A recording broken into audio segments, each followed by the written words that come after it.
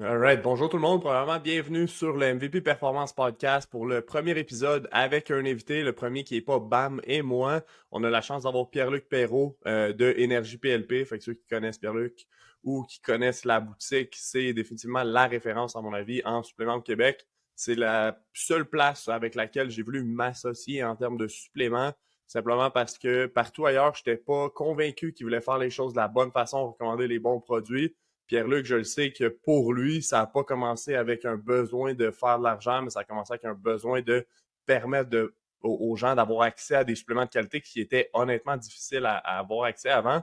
Ce qui m'a interpellé de Pierre-Luc à la base, c'est que c'est des produits que je cherchais, que j'essayais d'avoir accès à au Québec. Puis c'était hyper difficile. Je trouvais nulle part où acheter des produits de certaines marques comme Metagenics, Designs for Health, puis tout ça.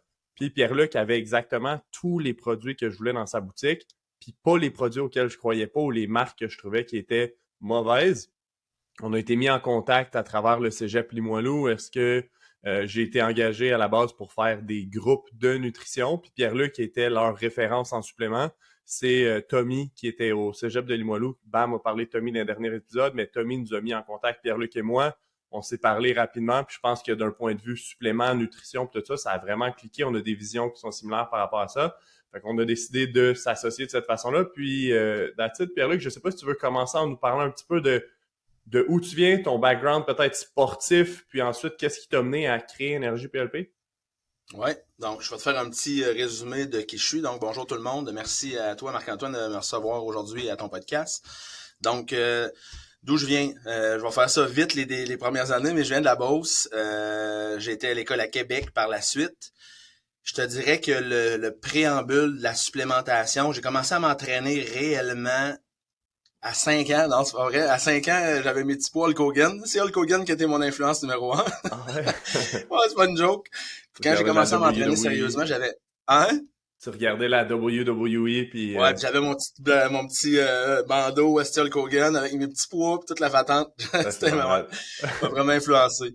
Fait que j'ai commencé à m'entraîner sérieusement, je dirais à 16-17 ans. Je jouais au hockey, j'ai cessé de jouer au hockey midget dernière année. Puis c'est vraiment là que j'ai commencé à avoir la piqûre de l'entraînement. Les suppléments en même temps. J'ai rencontré Marco Fortier, qui est au Nutrition Sport Fitness dans le temps à Québec, parce que j'étais allé OK. à l'école à Québec à partir de 17 ans, pendant 3 ans. Puis c'est là que j'ai rencontré Marco. Puis il y avait un monsieur aussi que je me rappelle jamais son nom, un petit monsieur plus âgé un peu qui était vraiment sharp au niveau des suppléments. Puis ils m'ont vraiment guidé à travers tout ça. Fait que de 17 à 20 ans, je m'entraînais beaucoup, puis j'avais des suppléments à mon appartement, j'en vendais à mes chums en Beauce, puis c'était moins accessible un peu dans ce temps-là. Fait que le côté business était déjà là, puis le côté mieux-être à travers des affaires tout croche, pareil, était déjà là, Ouais. pareil. Je suis déménagé au Saguenay. Au Saguenay, j'ai fait des compétitions d'hommes forts. C'est là que là, j'ai pris un côté vraiment plus entraînement en force. Puis, je suis arrivé en Estrie, où je vis présentement, où Énergie PLP est basée, depuis 2004. Et j'ai continué à faire des concours d'hommes forts vraiment plus sérieusement jusqu'en 2008. En Mhm. 2008, je me suis fait une coupe de blessures qui était assez problématique. Puis, je voulais avoir des enfants. Puis, je voulais prendre du temps parce que les hommes forts, ça prend quand même beaucoup de temps. Il y en a qui le font avec leurs enfants. Félicitations, chapeau, mais c'est du sport. Puis, j'avais mon entreprise en même temps, Énergie PLP, que j'ai démarré en 2008, en 2007, avril 2007. Donc, si on va plus au niveau d'énergie PLP, c'était quoi? Ben, c'était l'homme fort qui avait il y avait un souci de la qualité des produits quand même, mais c'est un magasin de suppléments sportifs comme vous voyez à Québec ou peu importe où au Québec, des produits normaux là, comme des suppléments sportifs. Mais j'avais déjà des lignes thérapeutiques OK. dans le magasin, des lignes plus sérieuses qui faisaient des formulations plus brillantes. C'est pas fin, là, mais c'est un peu ça, des produits plus pour la santé générale que juste la performance avec dans les revues. Fait que Veux-tu, rapidement, là, je t'interromps, mais quand tu dis la formulation plus brillante, tu sais, ça veut dire quoi? Est-ce que, sans nommer de compagnies auxquelles qui ont des formulations moins brillantes, mais c'est quoi une formulation brillante pour toi? ben je vais te donner un exemple. Le pré-workout, c'est assez facile à voir que la formulation n'est pas nécessairement brillante. C'est juste pour avoir un rush de catécholamine. Dans le fond, tu donnes la caféine au monde. Puis ce que le monde ne savent pas souvent, c'est que dans les produits, il y a beaucoup plus de caféine, même qu'ils vous le disent. Fait que c'est comme un stimulant camouflé avec d'autres produits dedans. Ouais. Puis si on mettait vraiment les ingrédients sharp dans un pré-workout pour avoir le meilleur pré-workout imaginable, ben le produit se déterrait autour de 150 $ à peu près. Là. Donc, même Mhm. les compagnies sérieuses font pas un pré-workout global comme vous vous faites vendre normalement dans un magasin parce que ça serait trop dispendieux.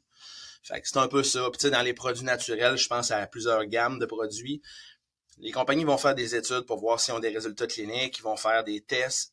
Là, je peux déjà embarquer là-dessus. La différence entre ce que j'ai fait après, je vous ai dit, c'était l'homme fort qui ouvrait ses suppléments avec des lignes plus thérapeutiques. En Ouais. 2009, j'ai commencé à ouvrir des comptes avec des lignes professionnelles. Ça veut dire quoi? Ça veut pas dire qu'elle est plus professionnelle qu'un autre. Ça veut juste dire que la compagnie est dirigée pour des professionnels de la santé.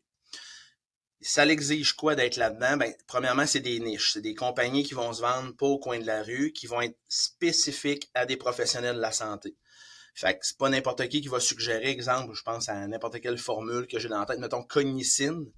Il y a personne qui va rentrer dans un magasin puis qui va acheter un pot de cognicine, qui va acheter un pot de n'importe quoi, de l'adressette, de métagénique. C'est pas personne qui va faire ça. Ça prend un conseil qui va avec. C'est pas comme un pot d'eau, c'est pas comme un pot de créatine ou un pot de glutamine. C'est pas un produit comme ça. Donc, ces lignes-là, j'ai commencé à les ouvrir en 2009. J'ai fait full de formation à partir de ce moment-là. Mon gros, euh, mon gros bagage de formation, c'est vraiment là que je l'ai acquis. Avant ça, je lisais par moi-même, j'étais autodidacte. J'ai été en contact avec plusieurs personnes vraiment, vraiment marquantes pour moi. Vincent Comtois, tout le monde Ouais. connaît pas mal dans le monde de l'entraînement Vincent Comtois. Il a donné beaucoup de formations, puis j'ai côtoyé Vincent, puis plus que juste de la formation, il y avait une bonne relation assez proche avec Vincent, puis on avait des discussions ensemble, par l'intermédiaire aussi d'un médecin qui s'appelait Pierre Cloutier. Lui, Pierre m'a suivi dans le temps, puis on a échangé souvent. Avant Pierre, ça avait été son fils Merlin. Fait que tu sais, il y avait une espèce de plein de gens autour de moi vraiment super qualifiés qui ont influencé vers mes lectures puis toute l'équipe. Puis je suis quelqu'un de curieux. J'aime savoir beaucoup de choses quand ça m'intéresse, mais je suis pas quelqu'un qui va dive in quelque chose puis là je vais savoir tout. Si tu me poses des questions sur quelque chose, je vais dire wow, il est allumé le type. Mais si tu vas en profondeur puis tu as quelqu'un qui est vraiment qualifié dans ces points-là, tu vas faire ouais, finalement il connaît ça, mais pas tant que ça. Fait que je suis un Mhm. peu plus un généraliste freak d'après plein d'informations. Puis depuis plusieurs années, ben là, le magasin il a vraiment grandi. Fait que je suis moins. Je fais des formations continues pareilles, mais moins qu'auparavant. Fait que je suis moins up-to-date, je trouve. Personnellement, Ouais. je me trouve moins hot que j'étais dans les Ouais. connaissances.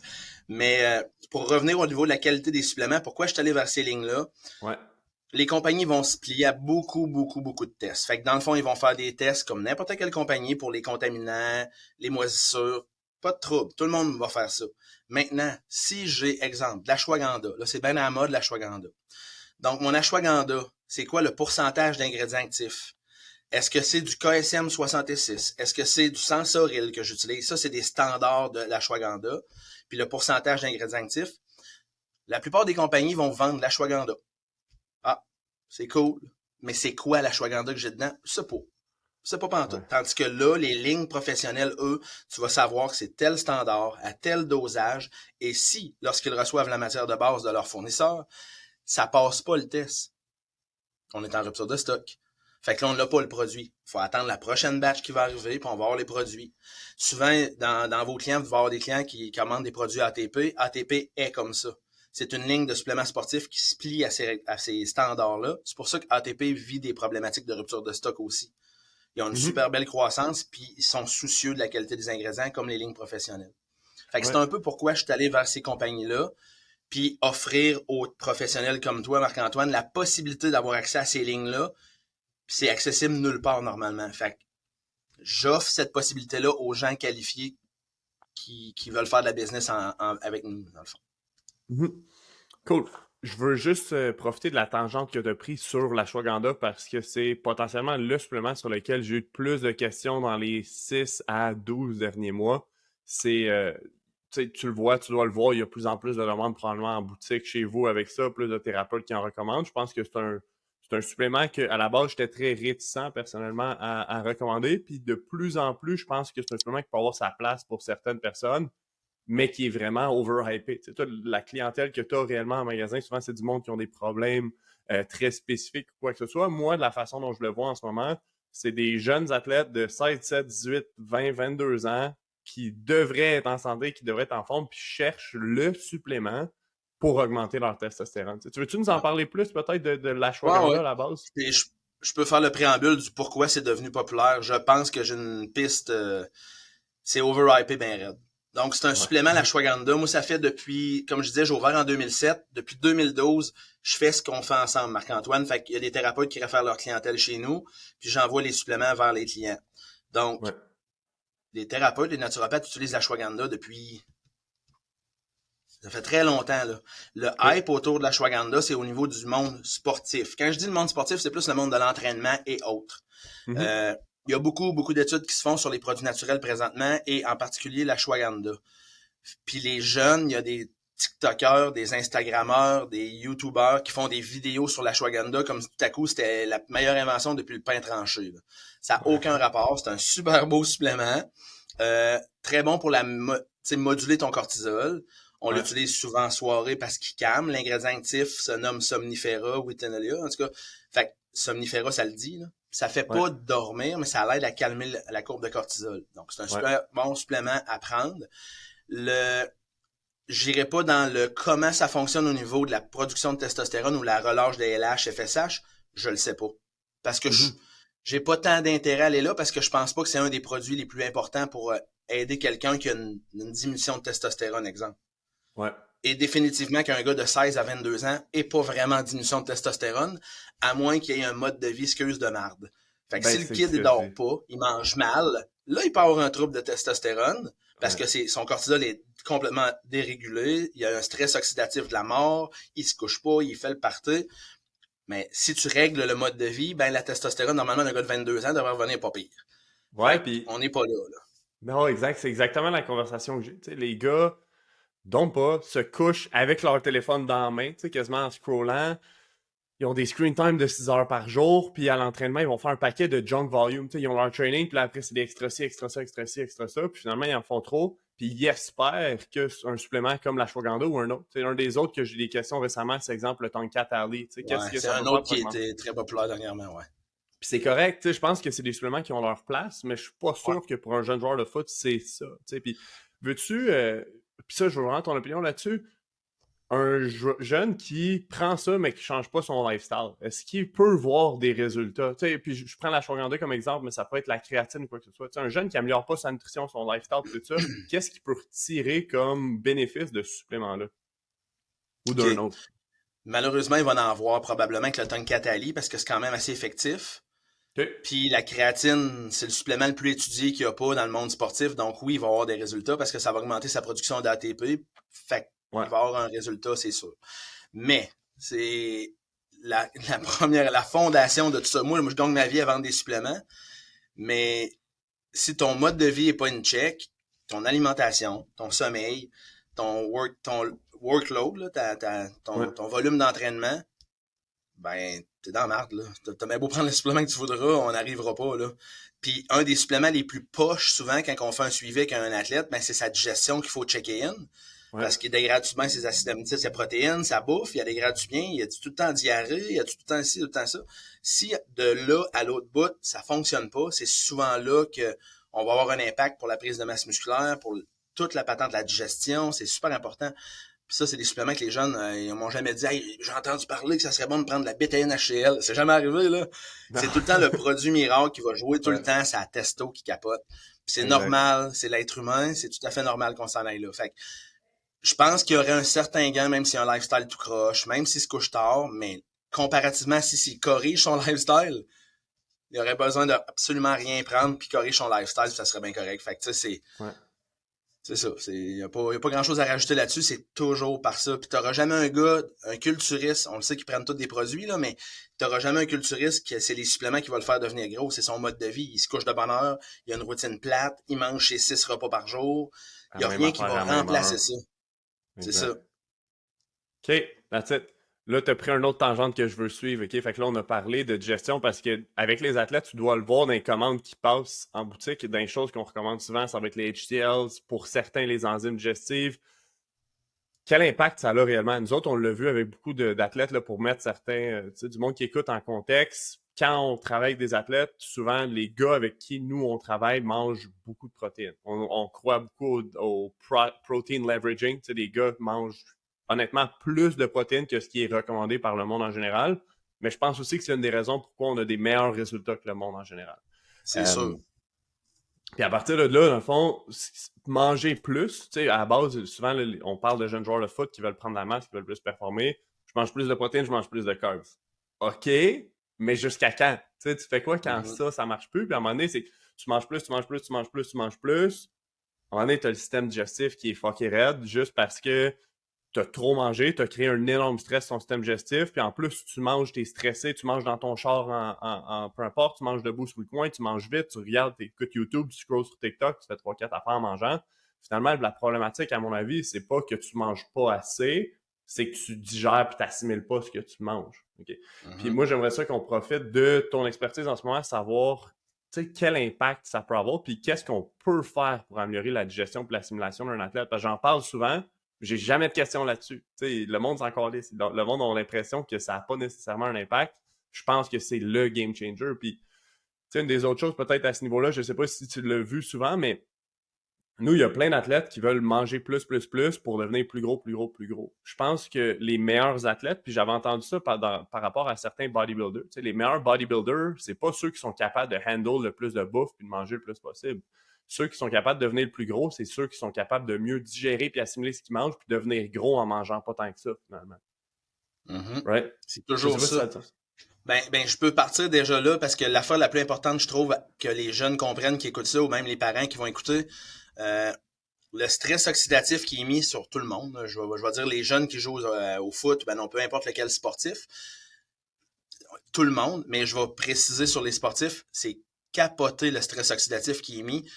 Puis, tu sais, je vais revenir là-dessus, mais athlètes die young. Les athlètes meurent jeunes. Pourquoi? Parce qu'il y a du stress oxydatif dans la rod tout le temps. Veux-tu nous expliquer maintenant c'est quoi le stress oxydatif? Juste parce que je pense que c'est pas clair. Non, je vais leur expliquer. Le stress oxydatif, c'est tout stress que tu vas vivre. Exemple. Puis on va revenir, ça va vous ramener, ça nous ramène tout le temps sur le gut, sur la digestion. Parce que si vous vous entraînez trop pour votre volume, si vous dormez pas assez, si votre blonde, elle vous fait chier, si ça va pas dans un cours, il y a un prof que vous aimez pas, il vous aime pas. Si à la job, ça va pas.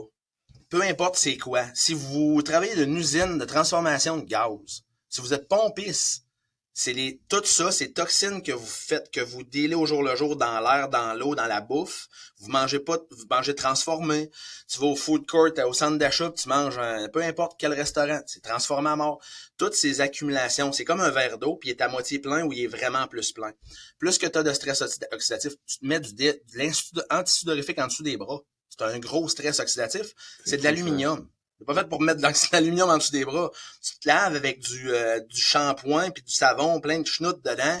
Puis quand tu te brosses les dents avec du fluor, tout ça, c'est une accumulation de toxines. Cette charge toxique-là, tu as ton cellulaire dans les mains le soir avant de te coucher. Champ électromagnétique, lumière bleue, stress oxydatif, il y en a partout. Fait que, peu importe toute l'accumulation, puis votre job, vous autres, qui écoutez, là, c'est de diminuer votre charge de stress oxydatif. OK, il a dit qu'il y a de la bouffe transformée, c'est moins hot. Je pourrais faire attention, la semaine, manger 2 repas de moins de bouffe transformée. OK, il a dit que l'aluminium en dessous des bras, c'était pas de job. Ben, je vais m'acheter un déodorant qui a pas d'aluminium dedans. La pâte à dents avec du fluor, le fluor, c'est un polluant. En tout cas, le fluor, c'est un sujet un peu hot, là, mais le fluor, c'est pas, je peux me prendre une pâte à dents, pas de fluor. OK, pas de trouble. Il y a plein d'affaires que tu peux diminuer ta charge de stress oxydatif. Puis le overtraining, ça n'est pas. Fait que les athlètes, overtraining, stress de performance, puis tout le reste, ce qui est magané en premier, c'est votre tube digestif. Fait que c'est pour ça que la digestion est importante. Le niveau d'acide chlorhydrique qui permet la dégradation normale des acides aminés dans votre estomac diminue avec le stress, diminue avec la caféine, diminue avec l'alcool, diminue avec le manque de sommeil. Le cycle de la vie normale qu'on respecte plus impacte notre digestion. Puis c'est l'entrée de notre nourriture entre là puis là qui fait une séparation entre le monde extérieur et le monde intérieur. Parce que ce tuyau-là, en passant, là, il est dans votre corps, mais il n'est pas à vous autres. Là. Il est à l'extérieur de vous autres, en plein milieu. Fait que cette membrane-là, que ça part de la bouche, la muqueuse de la bouche, jusqu'à l'autre bout, il y a des bactéries, il y a des enzymes, il y a plein de trucs qui se passent là-dedans. Puis ça, c'est overlook ben raide. Personne pense à ça. C'est pas grave, je suis stressé, c'est pas la fin du monde. OK, il n'y a pas de trouble, tout le monde vit du stress. Gère-toi, mais il y a des trucs qui vont aider au fond. Puis je peux donner un exemple. Il y a une dizaine d'années, il y a un joueur de hockey qui vient au magasin, c'est pas moi qui le suis, là, c'est un entraîneur. Puis pendant l'été, ce gars-là, il prend genre 2 livres. Puis il y a un camp de sélection milieu août. Puis je sais, il comprend pas ce qui se passe. Puis un moment donné, l'entraîneur a suivi une formation, genre fin juillet. Fin juillet, il embarque le kid sur la bêta-NHCl avec un enzyme digestive complète, puis un truc pour healer le gut avec de la glutamine puis une coupe de patente. Le gars, il a pris 8 livres en 2 semaines. Ben oui. Ça n'a aucun rapport, là, tu sais, il capotait, là. Fait qu'il a pris 10 livres dans son été, mais il a pris 8 livres en 2 semaines. Puis il a pas changé son training, là. Il a rien changé. Fuck out. À la limite, à la fin de son été, il était probablement plus en entraînement de puissance puis des trucs qui stimulent vraiment pas l'hypertrophie. C'est juste que le kid était pas underfed parce qu'il mangeait assez, mais il digérait puis il assimilait juste pas. Fait que c'était quasiment naturel de prendre ce poids-là du moment qu'il s'est mis à bien digérer puis assimiler ce qu'il mange. Exactement. Il a comme rattrapé un peu il a fait de la surcompensation bien raide parce que là, il était nourri. Ouais, exact. Tu peux être overfed puis undernourished bien raide. Il y en a plein de monde qui sont comme ça. La majorité. La majorité. Les skinny bastards sont vraiment comme ça souvent. Ouais, les fat bastards, c'est un autre problème, là, mais ouais, c'est ça. Non, mais on le voit énormément, puis ben des gars avec qui on commence à travailler, on fait rien de fou, là, mais mange plus de protéines, on met une emphase sur la façon dont tu manges plus tranquillement, mange mieux, c'est con, mais tu le dis, là, ça part d'un trou puis ça finit dans l'autre. Réellement, ce que c'est si tu manges pas ce que tu manges, comme, oublie ça, là. Oublie ça. T'sais, on a des gars qui s'étouffent, puis qui mangent, puis ils ont leur bouteille d'eau à côté, puis ils s'aident à passer les morceaux avec de l'eau. Comme, il n'y a aucune chance que tu vas prendre de la masse ou que tu vas performer d'une façon optimale si tu digères pas ce que tu manges. Luke Leaman, que tu dois bien savoir c'est qui, ce que lui dit, c'est que tu devrais mâcher tout ce que tu manges jusqu'à ce que ce soit dans un semi-liquid state. Tu sais, ce que tu manges, tu devrais quasiment le boire. Puis ce que tu bois, si tu bois un smoothie, tu devrais quasiment le mâcher puis le manger parce que la digestion commence dans ta bouche. Quand tu manges, tu viens créer des vraiment plus petites particules qui ont une plus grande surface de contact avec tes enzymes, avec ton acide hydrochlorique puis tout ça. Puis après ça, ben, ils sont beaucoup plus faciles à être assimilés puis à se diriger à travers le corps et ainsi de suite, là. Ouais, c'est le départ de tout ça, c'est là parce que c'est là que ça commence. C'est pas dans ton corps avant que tu l'aies mis là, puis c'est le début de tout. Après ça, si tu veux bonifier quand le mode de vie est une check, puis toute la patente, ok, là tu peux regarder d'autres choses. Mais avant ça, c'est pas supposé. Maintenant, si ta paroi intestinale est compromise, ça fuck tes neurotransmetteurs. C'est fait quoi ça, les neurotransmetteurs? Perception de stress, anxiété, dépression, trouble d'attention. Pas parce que tu as un trouble d'attention que tu as nécessairement ça, mais la réponse probablement que c'est oui. Mais mettons que non. Mais si ta membrane intestinale est plus maganée encore, ton TDA va être bien pire. Il y a des grosses molécules qui passent à travers les barrières de ton intestin. Ils appellent ça les jonctions serrées, les tight junctions. Puis au-dessus des tight junctions, il y a des petits cheveux, c'est les villosités. Puis tu as une barrière muqueuse par-dessus ça. Puis dans l'autre, dans le côlon, il y en a une, puis dans l'intestin. En tout cas, il y en a une des deux intestins que tu as 2 couches de barrière muqueuse. Fait que tu peux avoir une diminution de l'épaisseur de la barrière muqueuse dans ton intestin. Tout le monde ne sait pas c'est quoi, là, mais c'est super important. Tes villosités, s'il y a des petits cheveux qui sont coupés, qui sont maganés, ça rouvre les jonctions serrées, puis là, il y a des grosses particules qui peuvent passer à travers ton intestin. Ça l'amène down the line plus loin, l'auto-immunité, des réactions à intolérance alimentaire en premier, mettons, on va y aller en ordre d'importance, ça, des maladies auto-immunes, des brain fog, de l'anxiété, name it, là. Fait que si tu t'occupes de ton gut, tu manges consciemment, ce que tu parlais tantôt, mange ta bouchée, mâche, ben, si tu prends ce moment-là, ce 15-20 minutes-là pour manger, pas pour checker TikTok, puis gosser, puis te le puis en passant, je suis coupable parce que je check des vidéos de courses de Formule 1 quand je mange, parce que j'aime ça, mais il faudrait pas que je fasse ça. Mais ça change toute la game. parce que tu ralentis, tu tombes en parasympathique durant le temps que tu manges au lieu d'être en sympathique, flight or fight. Fait que là, c'est relax, tu manges. Puis s'il y a de quoi, ben là, tu vas venir aider avec tes enzymes digestives, tu vas venir aider si le gars il y a des troubles gastro-intestinales, tu vas emmener des trucs comme de la glutamine puis d'autres trucs. Puis c'est un très bon sujet, Marc-Antoine, parce que c'est la fondation de tout pour aider à builder de la masse, perdre du gras. Parce que si ta barrière muqueuse est compromise, tu vis plus d'anxiété, tu fattes, tu viens plus gras parce que tu gères mal ton cortisol. Ouais. C'est du gras abdominal souvent, fait que là, tu vas faire du gras viscéral. Je suis coupable de ça. Fait que t'es là-dedans. Là, t'as un syndrome métabolique qui s'accumule. Fait que là, on s'entend, c'est tout le temps les big guys, là. C'est les fat bastards. Fait que tes gars-là, ils sont tous en syndrome métabolique, là. Il y a quelques D-line qui le sont pas, mais il y en a qui le sont, puis tes O-line le sont toutes. Est-ce qu'on veut des O-line slim? Non. Mais on veut-tu des O-line plus en shape? Oui. Tu sais, fait que, c'est ça. Fait que, tout ça rentre là-dedans. Puis les skills, eux autres, c'est d'autres choses. C'est souvent, ils citent les skills de l'estomac en haut, là. Ils ont une mauvaise gestion, puis fait que c'est primordial de s'occuper de la digestion pour tous les athlètes, même si c'est pas sexy puis c'est pas hot, puis c'est pas le prochain pré-workout qui brille ou de la Ashwagandha ou du Tonkatali qui est super populaire présentement. C'est la fondation de toute chose, c'est le tube digestif. Exact, parce que les compagnies qui vont offrir ces suppléments-là feront pas de marketing pour vendre plus d'HCL. Là. C'est pas comme ça que ça fonctionne, puis c'est pour ça qu'on n'entend pas parler, c'est pour ça qu'il n'y a pas de hype, c'est pour ça qu'il n'y a pas d'influenceurs qui promouvoient des HCL, des enzymes digestives ou peu importe. Les influenceurs promouvoient des blends de... Parfois c'est bon, parfois c'est mauvais. Là. Je veux dire, il y a des influenceurs dans plein de bonnes comme mauvaises compagnies, mais je pense que c'est vraiment de là que ça part, puis à ton avis, tu sais, comment un jeune joueur de foot qui a, on va dire, un budget somewhat limité pour ses suppléments, comment il sait que c'est ce supplément-là le prochain qu'il devrait prendre, c'est le prochain sur sa liste? Comment il devrait savoir que, hey, peut-être que je devrais prendre un HCL, peut-être que je devrais prendre un enzyme, peut-être que je devrais prendre une glutamine, peut-être que je devrais prendre autre chose? Comment tu le sais réellement pour toi-même? Ben, ce que je vais souvent suggérer aux jeunes, c'est de se faire suivre. La première affaire, parce que c'est complexe. Des signes faciles à voir, c'est le gars qui fait du reflux gastrique, là. Quand tu manges puis ça brûle, si tu fais le mal, là, c'est un signe pour moi qu'il y a un manque d'HCL. C'est totalement contre-productif pour 99,9% de la population. Hey, j'ai du reflux, je veux pas plus d'acide. T'as du reflux, man, parce que ton estomac est passé acide, puis la valve en haut, elle rouvre, puis là, ça fait blablabla, là, tu te sens mal, ou ben non, c'est en bas que ça chauffe. Ouais. On va bonifier. On s'assure premièrement qu'il n'y a pas d'ulcère d'estomac. S'il y a un ulcère d'estomac, le kid, il le sait, c'est sûr. Fait qu'il n'y en a pas.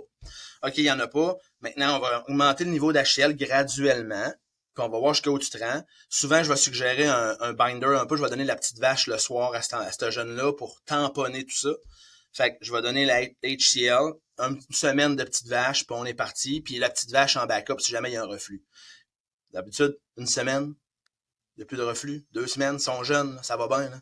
Une semaine, c'est fini les reflux. Mm-hmm. Fait que on a cranké up le niveau de bétaine qu'on va donner à X pilules par repas. Ah, je me sens bien, j'ai pas de reflux, c'est beau, parfait, laisse ça de même. Puis là, c'est là que l'entraîneur vient en ligne de compte, parce qu'il est plus en contact proche que moi. Ben là, il va souvent monter les niveaux d'HCL à un niveau que ça rebrûle.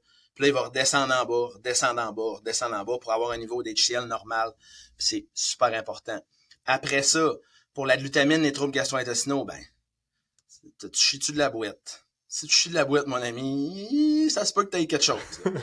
Es-tu constipé tête? Ça, c'est beaucoup plus rare chez les gars. On a d'autres choses. Il y a quelque chose d'autre, mais c'est tellement rare chez les gars, surtout chez les jeunes. C'est souvent des selles liquides, des selles molles. Fait que, il y a des pistes qu'on peut se diriger vers un SIBO. Je suis pas un spécialiste du SIBO, je m'en vais pas là parce que c'est quand même complexe. Mais il y a des trucs quand même qui sont assez faciles à faire qui peuvent aligner la patente. Fait que souvent, je suis pas un type qui va embarquer des probiotiques rapidement, mais dans un cas comme ça, au magasin, je vais suggérer, j'ai un probiotique que j'adore avec une glutamine, un mélange glutamine et autre chose pour aider au niveau du tube digestif. Tu sais, j'ai 2 gars, puis mon plus jeune de 10 ans, qui va avoir 11 bientôt, est sur un protocole de réparation du gut. Il est en train de prendre GI Revive de DFH. GI Revive, c'est de la glutamine avec plein d'ingrédients qui vont venir soothe the gut, là, ça apaise le tube digestif, ça l'aide la couche de mucus, la barrière muqueuse, ça l'aide un petit peu les jonctions serrées et les villosités, mais le probiotique qu'il prend, il aide les villosités et les jonctions serrées. Fait que c'est pour ça que j'utilise le protocole avec lui. On avait fait un test de sel pour lui. Là. On est allé plus loin. Là. Moi, je suis là-dedans, fait que ça me tentait. Là, mais on a vu un enfant de 10 ans, là. Un enfant de 10 ans qui n'a jamais pris d'antibiotiques de sa vie, qui est un accouchement naturel vaginal, tout va bien, là, lui. Là. Il les a, ses bactéries, puis tout. Puis même à ça, il y avait une belle prédisposition à faire une maladie de Crohn. OK. La thérapeute qui a suivi mon garçon a levé le flag sur 4-5 souches de bactéries qui étaient débalancées dans son intestin. Ces souches-là sont en lien avec une possible maladie de Crohn plus tard. Fait que mon garçon, que tout va bien, il joue au hockey, il joue au baseball, c'est un petit kingpin partout, il est drôle, il est fin, ben, mon petit monsieur, il avait un potentiel, peut-être, de maladie de Ouais. Crohn down the line. Fait que c'est pas niaiseux, là, c'est Mhm. ça. On peut-tu, tu veux-tu, ça c'est une question que j'ai souvent, puis c'est parce que j'ai beaucoup de monde proche de moi que c'est le cas. Tu disais quelqu'un qui aurait des reflux de prendre plus d'acide techniquement en prenant le bêta HCl. Tu sais, pourquoi est-ce qu'on voudrait pas prendre un antiacide? OK. L'antiacide à la base, puis là, je suis pas un médecin, je fais pas de diagnostic, je dis rien. Là. Je dis ça, mais je dis rien. Puis je suis à l'aise d'aller là quand même, parce que c'est écrit, c'est documenté. Un inhibiteur de pompe à protons, c'est pour les reflux gastriques, pour les ulcères d'estomac. Des Donc, à Tums la ou base, les des... médicaments que vous prenez pour les reflux, c'est pour des ulcères d'estomac, pour rendre l'estomac plus alcalin, puis guérir cet ulcère-là. Venir protéger puis guérir. Mais quand ça a été fait au départ, ils se sont rendus compte qu'un effet secondaire collatéral, quand il y avait l'ulcère, il y avait des digestions, il y avait des reflux gastriques, ces personnes-là. Fait que quand ils ont pris ces médications-là, l'ulcère est guéri et la personne ne se plaint plus de reflux gastrique. Bingo! On a un remède pour les reflux gastriques. Est-ce que c'est constructif de faire ça ou c'est juste con? C'est plus con. Parce que tu guéris rien, t'accentues le problème. Puis le fait d'augmenter l'alcalinité de l'estomac qui doit être ultra acide, ben là, là-dedans tout, il y a une barrière muqueuse, il y a la paroi, il y a toute la patente, puis il y a des bactéries qui peuvent se développer, puis il y a une des collatérales qui arrive quand la personne est trop alcalin, mais il y a plus de danger de proliférer la bactérie H. pylori, l'hélicobactère. Fait que les gens qui prennent ça non-stop tout le temps, c'est un beau patch. C'est le fun, t'as plus de reflux. Est-ce que la digestion est optimisée? Non. Non, elle n'est pas optimisée. Elle est diminuée. Fait que, pis ça, je pense plus aux adultes. Puis là, je vais dire quelque chose de gros, mais c'est documenté aussi. L'utilisation des antiacides, il y en a certains qui causent des polypes à l'estomac. Donc, des espèces de boules dans l'estomac, de chair. Puis il y en a, ça c'est documenté aussi, ça augmente chez certaines personnes, pas tout le monde, les troubles de dépression. Parce que ta dégradation des acides aminés se fait moins bien. Donc, down the line, la cascade des neurotransmetteurs se fait moins bien parce que les neurotransmetteurs se nourrissent des acides aminés pour se faire, sérotonine et compagnie. Fait que là, ce qui se passe, ben, il y a plus de chances chez certains individus de développer des troubles anxieux et de dépression. On va loin, mais ça existe et c'est documenté. Fait que, est-ce que c'est une bonne idée? On vous dit pas jamais, on dira jamais ça d'arrêter. Faites-vous checker par votre médecin puis parlez-en. Mais d'augmenter la qualité de la digestion au niveau de l'estomac pour bien du monde, c'est un très bon choix. C'est juste qu'il faut être suivi là-dedans, pas faire ça tout croche. Puis d'être suivi par votre médecin parce que c'est lui qui a le dernier mot là-dedans puis c'est lui qui vous connaît. Fait que, mais oui, c'est un terrain glissant pour nous autres un peu de parler de ça. Mais c'est quand même vraiment important. Puis la plupart des gens sont convaincus que c'est des Tums au dépanneur qu'il faut qu'ils achètent pour pas avoir de reflux. Non, t'en as encore des reflux, c'est juste que t'es sens pas. Moi, j'utilise la petite vache. La petite vache, c'est un bon backup. J'ai un reflux, je file vraiment mal. J'ai fait un excès en fin de semaine, puis là, je file pas. Je prends une cuillère de petite vache. Puis tu peux faire le test, tu le savais, le test de la petite vache pour voir le niveau d'acidité dans l'estomac. Les gens qui ont un niveau d'acidité très bas roteront pas. Imaginez-vous, quand vous étiez jeune, puis vous mettiez une Tums dans du Pepsi. Ça fait un volcan. Ouais. Ben, votre estomac, c'est plus acide que du Pepsi. Fait que, normalement, quand tu mets de la petite vache qui est comme un tome, c'est supposé de faire... Fait qu'il est supposé de sortir de l'air. C'est supposé de roter à mort en dedans de 30 secondes, 15 secondes. Puis il y a des gens qui prennent une grosse cuillère à thé dans un peu d'eau, ils calent ça, puis il n'y a aucun rapport. Je pense que la réaction acide-base, ça fonctionne pas bien dans votre estomac. Fait que je pense qu'il manque peut-être un peu d'acide dans l'estomac. Fait que ça serait une façon super facile d'un jeune athlète de se tester lui-même, de dire, regarde, je prends une cuillère de petite vache, De je petite teste, vache. je vois comment je me sens, puis ça me donne un indicateur, ok, ben, est-ce que je devrais peut-être prendre des HCl ou pas? Ça peut être un indicateur. Ouais. Je suis un peu prudent sur ces affaires-là, mais ça peut être un indicateur. Puis tu vas le sentir, c'est dégueulasse. Ça remonte, puis tu sens que ça Ouais. gonfle. Puis tu retournes au fond. Fait que Ouais. c'est un super beau petit test niaiseux à faire, puis ça fonctionne tout le temps. Ouais, puis T'as l'heure juste, là. je l'avais essayé une fois, mais pas dans ce contexte-là personnellement. Parce que les formes de sodium qu'il y aurait dans la petite vache, ça peut être aussi utilisé dans un contexte de performance. Puis j'avais essayé. Pour tamponner Puis, l'acide lactique. ouais, puis je l'avais essayé. Puis je me sentais tellement mal, là. Tu sais, je rotais, Mhm. j'avais mal au ventre, ainsi de suite. J'avais essayé de le prendre en plus petite dose, il n'y avait rien à faire, là, comme ça filait vraiment pas. Fait que je pense que Ok. dans un contexte de foot, c'est vraiment pas quelque chose qui vaut la peine d'être fait, là. Je veux dire, c'est pas un sport qui est assez lactique pour ça, si on veut, mais Non. c'est fou, là. De faire ce test-là, tu le vois tout de suite, honnêtement, ça ment pas, là. Non, non, ça monte tout de suite. Puis t'as des délais, là. Je les connais pas par cœur, mais t'as vraiment des nombres de secondes que tu devrais pas dépasser. OK, ça, je n'étais pas au courant pantoute. Ouais. Tu peux trouver ça sur le net, c'est sûr. Puis c'est vraiment intéressant, puis ça fonctionne bien. Fait que non, puis comme tu dis, les gens autour de toi, c'est souvent ta famille, sûrement qui te pose ces questions-là, du monde proche de Ouais. toi. Ouais, mais là, ça n'a pas d'allure de donner de l'acide parce que je fais de l'acidité. Non, mais non. Non, je sais que ça fait contre-productif, puis je sais que vous êtes tous convaincus du contraire parce que tout le monde prend des antiacides, mais c'est souvent un manque. Puis, hey, Marc-Antoine, combien de fois je me suis sauvé avec ça? Quand j'ai fait des concours d'hommes forts, là, du bétain HCl, je n'ai pris en tabarouette parce que je mangeais vraiment trop. Je Mhm. n'ai mangé des 10 000 calories par jour, là, puis pour manger 10 000 calories par jour, c'est pas normal. C'est très dur sur le tube digestif. Puis je me suis passé accompagné dans cette période-là. Avoir su ce que je sais maintenant, j'aurais optimisé bien mieux ma digestion, puis j'aurais protégé mon tube digestif. Fait que t'es au line, t'es des lines qui mangent au fond. Puis même, je sais que t'as des skills qui mangent en fou et tout, là, parce qu'ils ont des appétits de malade. C'est super important. Puis je veux ajouter une dernière, tu sais, une chose là-dedans, les greens. Euh, les greens, quand même, pour les personnes qui mangent vraiment beaucoup, ça peut être très intéressant parce que ça va venir tamponner toute cette viande-là un peu, là. Tu mangeras jamais assez de légumes pour rattraper toute la viande que tu manges. Puis, je suis pas bouché raide à manger des tonnes de légumes parce que j'ai regardé dans les dernières années la diète carnivore animal base. Ouais. Carnivore pour des conditions particulières, des maladies, pas de troubles. Animal base pour le commun des mortels, certaines personnes, ça peut faire bien du sens. Puis, il n'y a pas de légumes, il y a juste des fruits. Mhm.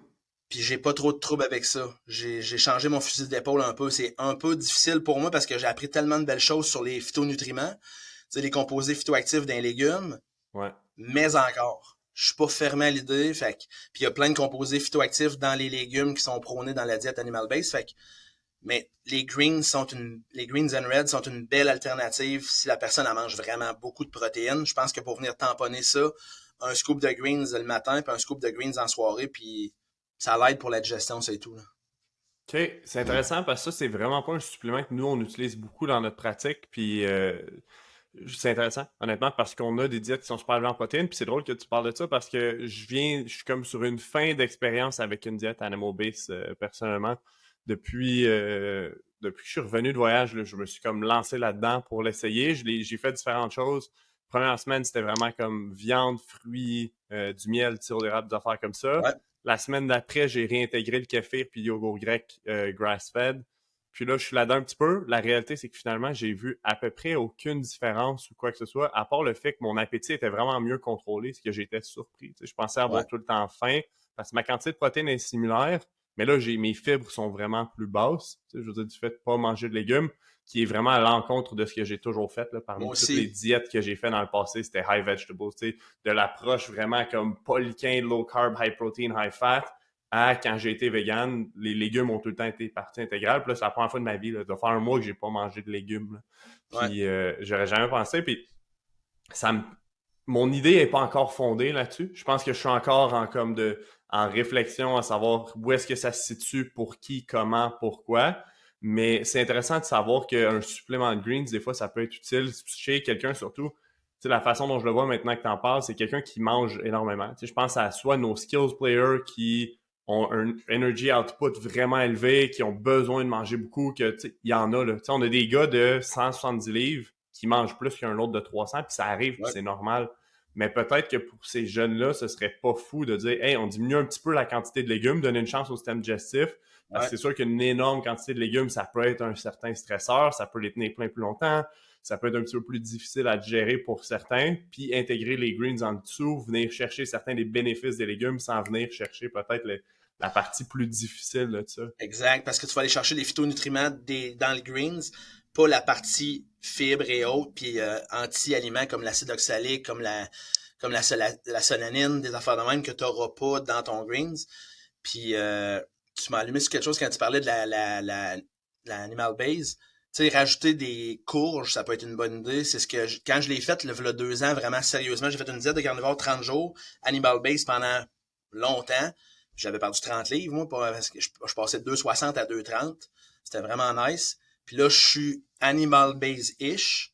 Puis ça fonctionne bien. Je suis en train de reperdre du poids encore. Fait que la rajouter des courges, c'est vraiment le fun, c'est facile. Puis ça pourrait être un truc pour toi. Puis quand tu parles des légumes qui sont durs à digérer, la Vertical Diet de Stan Efferdine, ben il y a des légumes qui sont vraiment tough à digérer. Là. Le livre de Plant Paradox qui en parle, les anti-aliments d'un légume. Les légumes n'ont pas besoin des êtres humains pour être propagés et poussés ailleurs. Ouais. Les fruits ont besoin qu'on les mange, qu'on ait les sortir ailleurs plus loin pour proliférer. Fait que les fruits ont besoin de notre aide. Les légumes se foutent raide des êtres humains. Ils vont proliférer pareil. Fait qu'il y a du sens pareil là-dedans. Là. C'est pas rien de couler dans le béton. C'est pas pour tout le monde. Je pense que tous les êtres humains sont différents jusqu'à un certain point. Puis il y a différents styles d'alimentation, puis différents moments, puis les pourquoi sont tous différents. Mais chacune d'elles, je pense, a leur place. Style alimentaire, là. Fait que, ouais. Puis de trouver celui qui fait, tu sais, pour les gros, là, pour tes big guys, là, l'animal-based diet avec des courges comme carb, là, ils vont arrêter d'avoir mal au ventre, de chier de l'eau, puis d'être, tu sais... Ouais. Puis s'endormir pendant un coup. Quand j'allais voir, parce que je suis affilié avec le Titan Limoilou depuis 8 ans, puis quand je vais les voir, les skills, puis les gros gars, ils dorment d'un cours. Ils s'endorment, là. Puis c'est leur digestion, souvent, c'est leur tube digestif qui est off. Je me rappelle quand j'avais cet âge-là, puis j'allais à l'école au cégep, c'est pas parce que c'était nécessairement si plate que ça, mais le jour, je m'endormais souvent. Là. Mm-hmm. Puis là, j'ai 43 ans, puis je m'endors plus le jour. Là. Pas besoin de faire une sieste. Là. Ben non, t'as pas besoin de faire une sieste. Si tu veux en faire une de 15 minutes, je pense que c'est très intéressant. Je connais pas trop ça, mais c'est très intéressant.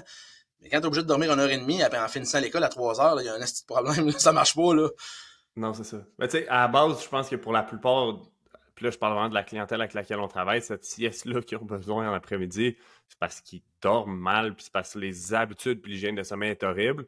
Mais après ça, l'autre chose, c'est drôle, je me suis remis à utiliser Twitter un petit peu comme board pour lancer mes idées. Mais dans le fond, quand je pense à quelque chose, au lieu de l'écrire dans mes notes, faire du contenu éventuel là-dessus, je le tweet. Puis là, dans le fond, fait que ça me permet de créer du contenu de cette façon-là. Puis je n'ai fait un à ce sujet-là hier. Tu sais, l'autre chose, c'est le fameux crash en après-midi. Là. Peut-être que tu dors mal puis tu as besoin de dormir plus. Mais 2, peut-être que ton dîner est vraiment pas adéquat aussi. Tu sais, ça, c'est sûr. T'as claqué un sandwich. Ouais, exact. Fait que ça, c'est une autre chose c'est vraiment une autre conversation, là, puis c'est pas là qu'on se dirige aujourd'hui, mais je pense que ça serait intéressant de revoir comme. Moi, je pense que ça se situe beaucoup, beaucoup au niveau de la glycémie. De moins en moins, je suis dans le mode de croire au modèle de l'insuline, de l'obésité ou peu importe. Mais je pense que de manger d'une façon dont ta glycémie est stable, c'est absolument clé à ta santé, à tes performances, à ton énergie et tout ça. Ben, définitivement. À la minute que ta glycémie vient off, postprandial, après les repos, ben non, le matin à jeun, puis ton hémoglobine glyquée, là, ça c'est la mesure de tes 2 derniers mois environ de glycémie. Ouais. Puis avant, ce qu'on check jamais, qui est jamais checké, c'est ton insuline à jeun, t'as comment? Tu sais, ton insuline, c'est elle qui va se déréguler avant ta glycémie. Ouais. Ton insuline, là, c'est bien le fun, l'insuline, quand elle fonctionne bien, là, mais quand elle est dérégulée, c'est une fat storage hormone. 100%. Elle store du gras. C'est anabolique au fond. C'est écœurant l'insuline quand elle fonctionne bien. Fait que les skills qui écoutaient, c'est pour ça que tu as des abdos. C'est parce que toute ta gestion d'insuline, de glycémie fonctionne très bien. Puis les gros, ben c'est plate, mais vous autres, ça chie. C'est syndrome métabolique que tu parlais, là. Ben oui, c'est ça veut pas dire qu'ils ont un syndrome métabolique, mais en tout cas, il y a des indicateurs qui montrent que l'insuline.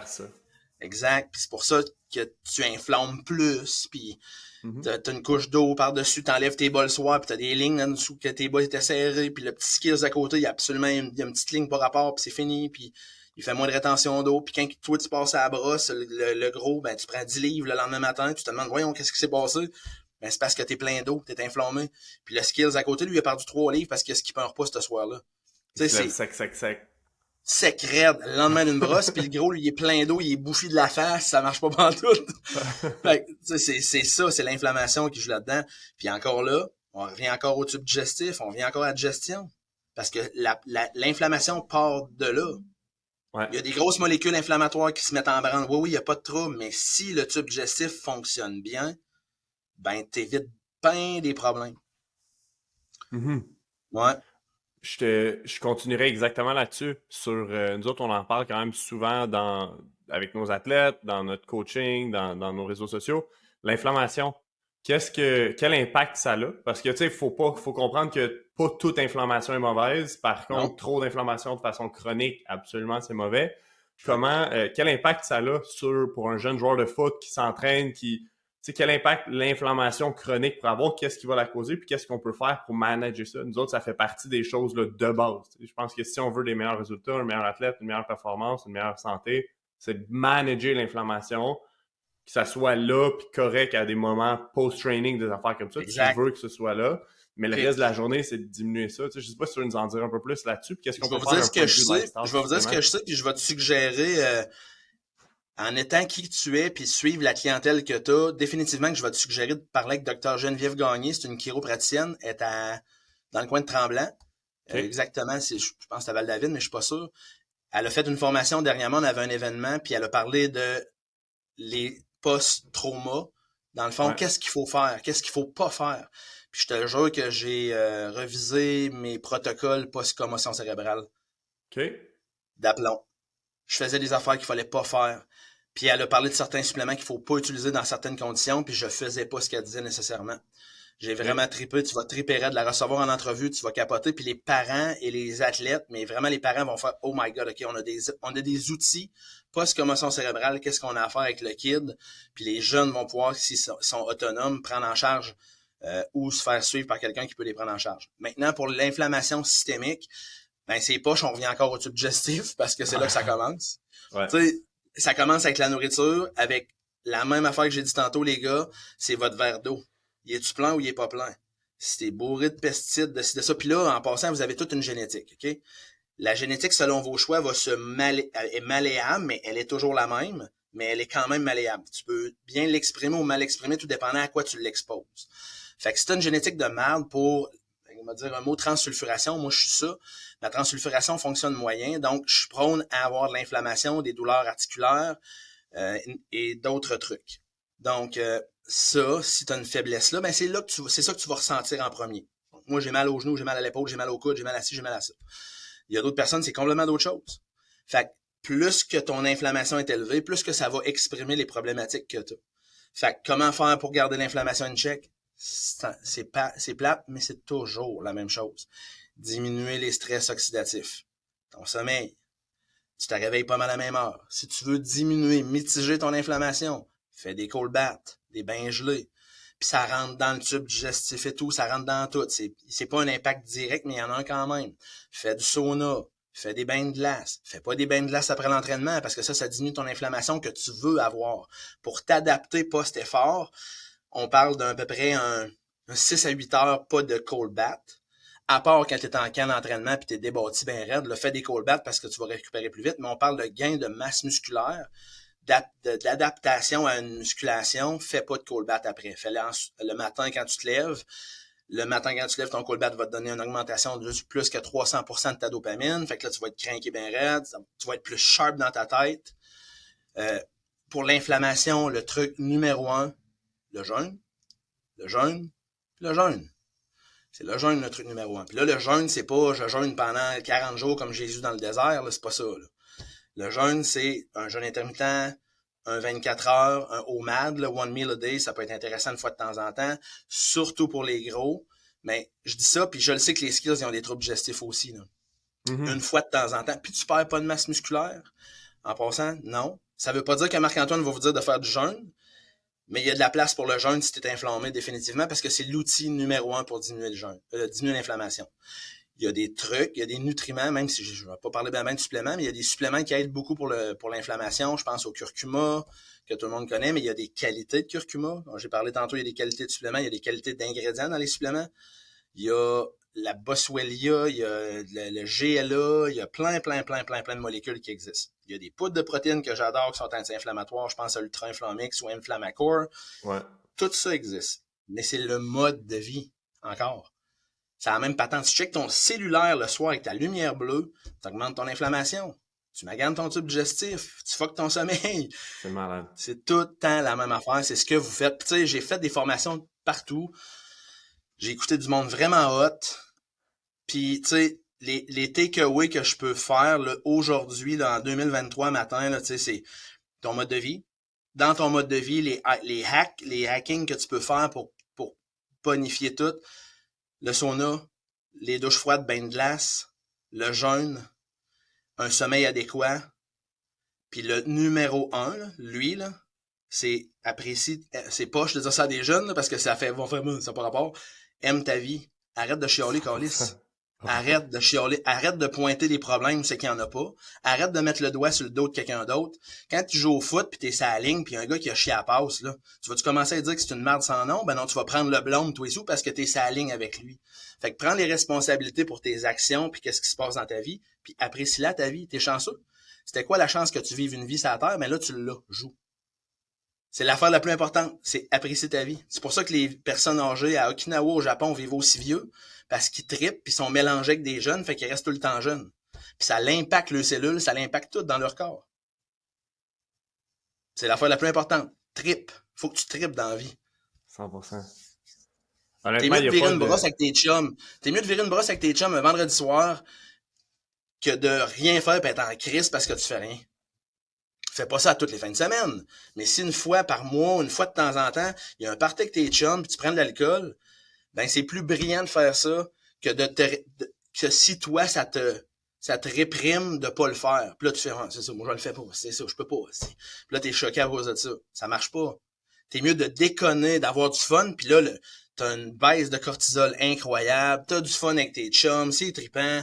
Je parle pas de boire une 24 seul chez vous le soir en broyant, en écoutant de la musique triste, là. C'est plus d'avoir du fun avec des amis, d'interagir, puis l'interaction, d'avoir du fun avec les autres, c'est ça qui fait que tout va mieux.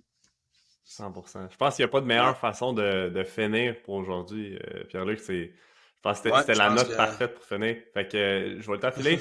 Et où est-ce qu'on peut te retrouver? Où est-ce qu'on peut retrouver les suppléments auxquels on a parlé, les suppléments auxquels tu as accès?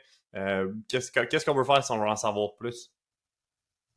Bon, ben la première chose, c'est de parler à Marc-Antoine Varin. Parce que Alright. je pense que de se faire suivre par Marc-Antoine, c'est winner ben raide. C'est quand même complexe. Puis ce que je vais dire aux jeunes, c'est écoutez des podcasts, écoutez Joe Rogan, il y a des super beaux podcasts avec des personnes intéressantes dans ces sujets-là.